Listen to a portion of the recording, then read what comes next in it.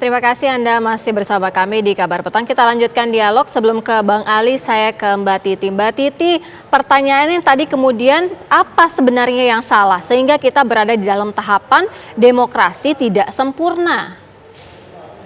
Ya, ada banyak hal yang mengkontribusikan itu. Yang pertama tentu tadi polarisasi politik yang kemudian membelah sedemikian rupa masyarakat kita tanpa diikuti oleh edukasi politik oleh para aktor-aktor politik. Jadi ketika proses pemilu berlangsung, aktor politik yang menjadi bagian dari kontestasi tidak melakukan edukasi politik yang cukup kepada para pendukung, sehingga keterbelahan itu diikuti oleh tindakan-tindakan yang cenderung melawan hukum begitu. Nah, ketika proses itu dilakukan penegakan hukum, maka yang tercipta adalah opini bahwa kalau kita berbeda pilihan politik, maka kita akan bisa terkena proses hukum. Itu yang pertama. Jadi bagi saya polarisasi politik itu tidak boleh lagi terulang, terutama polarisasi yang membelah akibat pilihan-pilihan politik yang terbatas karena pemberlakuan ambang batas pencalonan presiden seperti pemilu 2014 dan 2019. Nah, yang kedua, Mas Andro dan Mbak ini adalah penegakan hukum yang cenderung misalnya kurang transparan terhadap mereka yang kritis pada pemerintah.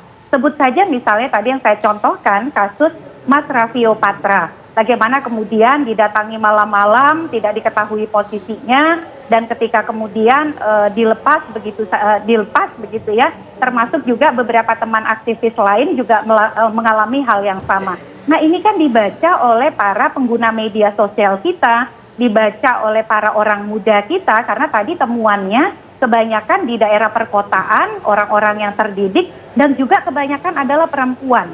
Jadi saya kira ini yang perlu betul-betul dievaluasi oleh pemerintah kita dengan pendekatan yang lebih baik, terutama transparansi dan akuntabilitas penegakan hukum. Begitu. Baik, Mbak Titi, ini langsung ditanggapi Bang Ali Mukhtar Ngabalin. Bang Ali Mukhtar, ini sudah ada survei Bang, 39% lebih masyarakat takut berbicara politik di era Jokowi saat ini. Bang Ali Mukhtar.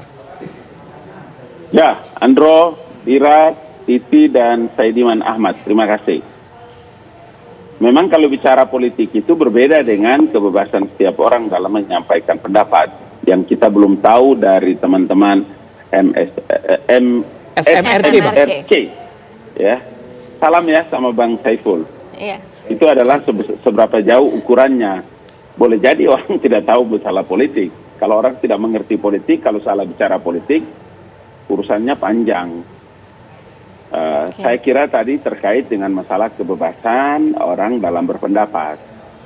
Kalau politik lain lagi sebetulnya, maka term yang dipakai itu adalah apakah orang boleh berpendapat tentang masalah politik atau tidak.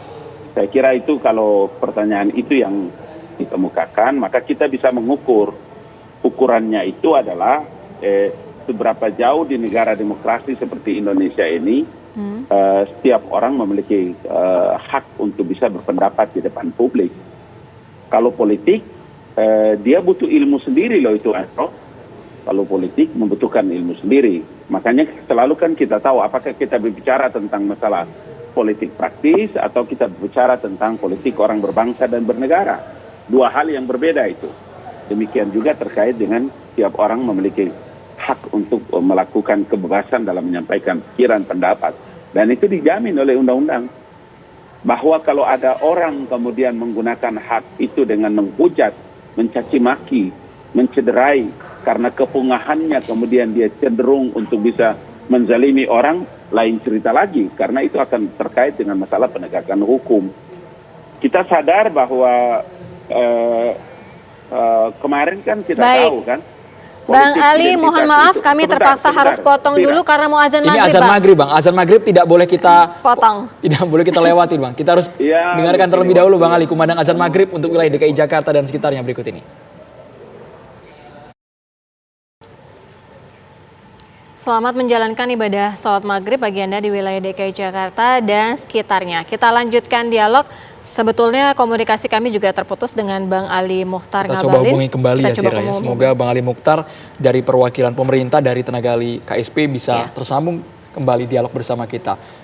Bang Saidiman, menanggapi tadi Bang Ali mengatakan bahwa sebenarnya kalau kebebasan berpendapat dijamin oleh pemerintah. Tergantung ini bicaranya konteks politiknya apa dulu, karena tidak semua orang menguasai politik.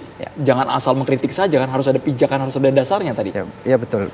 Tadi saya setuju dengan Mbak Titi Anggraini yang menyatakan bahwa apa yang ditemukan oleh SMRC sebetulnya bukan hal yang baru. Kita juga bisa temukan itu dalam laporan di Economist Intelligence Unit tadi yang mengatakan bahwa demokrasi Indonesia tidak full begitu, dan persoalan utamanya bukan pada pemilu tapi pada civil liberties dan political culture. Kemudian dari Freedom House juga menemukan demikian, kita partly free sejak 2013, dan persoalannya lagi-lagi pada civil liberties, dan civil liberties itu terkait dengan kebebasan publik untuk salah satunya dalam bicara politik. Jadi ini bukan hal baru sebetulnya, ini hanya mengkonfirmasi dari apa yang mereka temukan. Kalau tadi dalam apa yang disampaikan juga Mbak Titi bahwa banyak sekali juga perempuan ya. Kenapa perempuan-perempuan ini lebih banyak diam? Apakah mereka seperti yang dikatakan Bang Ali, mereka yang tidak pandai berbicara politik atau memang mereka takut untuk bicara politik? Ya, kita memang temukan, tapi sebetulnya angkanya tidak terlalu signifikan perbedaan antara laki-laki dan perempuan. Yang paling banyak kita temukan adalah bahwa ketakutan terhadap bicara politik ini sebetulnya tidak betul-betul independen. Dia masih terkait dengan tadi, pertama dari sisi sosiologis demografis, lebih terdidik, kaya, berpendidikan dan seterusnya. Dari sisi politik itu cenderung datang dari kelompok yang memang kritis terhadap Pak Jokowi. Mereka yang tidak puas dengan kinerja Pak Jokowi, atau datang dari kubu politik yang memang oposisi terhadap Jokowi, misalnya dari partai-partai Islam, kemudian Gerindra dan seterusnya gitu. Jadi tidak murni independen temuannya itu, terkait dengan preferensi politik publik ini, dan kemudian aspek sosiologisnya juga masuk gitu. Oke.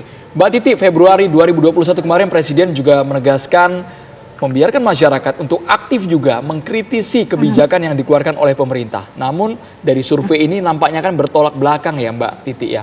Kalau ini terus dibiarkan, kalau masyarakat dikekang tidak bisa beropini tentang politik, tidak bisa bicara soal politik, dampaknya apa Mbak kalau ini terus dibiarkan?